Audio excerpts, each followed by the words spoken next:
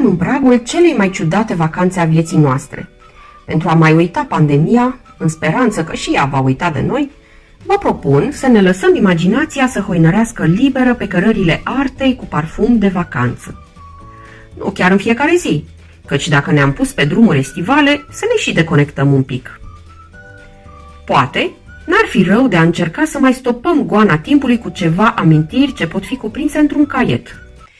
Kitul minimal pe care îl sugerez este format dintr-un caiet de schițe cu hârtie cât mai groasă de preferință pentru a putea picta, desena și lipi diferite lucruri. Apoi un spray umidificator pentru hârtie, creioane cât mai moi de preferință, o gumă, pixuri cu tuș negru, o peniță, dacă vă încumetați, și pensule de diferite dimensiuni. La acestea adăugăm creioane acuarelă, acuarele normale, acrilice și o paletă de pictură. Să nu uităm două lucruri esențiale, forfecuța și lipiciul. Pentru a avea o rezervă de culoare, am pictat un pic înainte de plecare acrilice, acuarele și cubaiți. Haideți să vedeți cum.